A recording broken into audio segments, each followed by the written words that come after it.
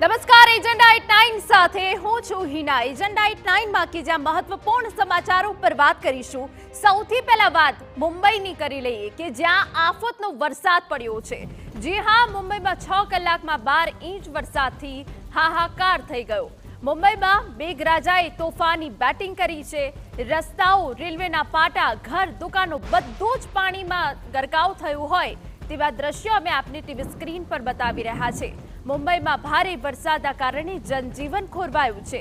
દક્ષિણ મધ્ય મુંબઈમાં મેઘરાજાએ કહેર વરસાવ્યો છે, જ્યારે મુંબઈમાં મુશળધાર 12 ઇંચ વરસાદ પડ્યો છે।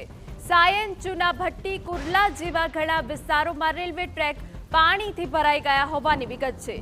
નીચાણવાળા વિસ્તારોમાં પાણી ભરાવાના કારણે મધ્ય રેલવે સેવા પણ ખોરવાઈ ગઈ છે।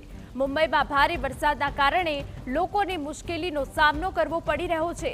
અનેક જગ્યાએ વૃક્ષો પડવાના બનાવો પણ પ્રકાશમાં આવ્યા છે। જ્યાં એક તરફ ભારે વરસાદના કારણે રસ્તાઓ નદીમાં ફેરવાઈ ગયા છે, તો બીજી તરફ રેલવે ટ્રેક પર પાણી ભરાવાના કારણે મુંબઈમાં ટ્રેન સેવા પ્રભાવિત થઈ છે। મુંબઈમાં ગત રાતથી મુશળધાર વરસાદ ચાલુ છે। હિન્દમાતા, સાયન, ગાંધી માર્કેટ, કુર્લા સહિત તમામ વિસ્તારોમાં મેઘરાજાની તોફાની બેટિંગ જોવા મળી।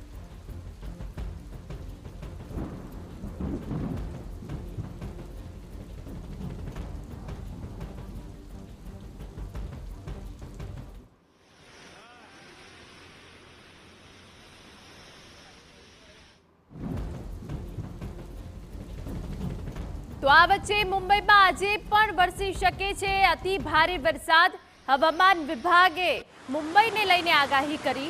વરસાદની આગાહીને લઈ સરકારી અને ખાનગી શાળામાં રજા જાહેર કરવામાં આવી છે। સરકારી અને ખાનગી કોલેજોમાં પણ રજા જાહેર કરવામાં આવી। આથી બપોર બાદ સ્થિતિ અંગે વધુ નિર્ણય લેવામાં આવશે। બપોરની શાળા કે કોલેજ ચાલુ રાખવી કે નહીં। જોકે મુંબઈની આ પરિસ્થિતિ છે કે જ્યાં હવામાન વિભાગ દ્વારા પણ આગાહી કરવામાં આવી છે કે હજુ પણ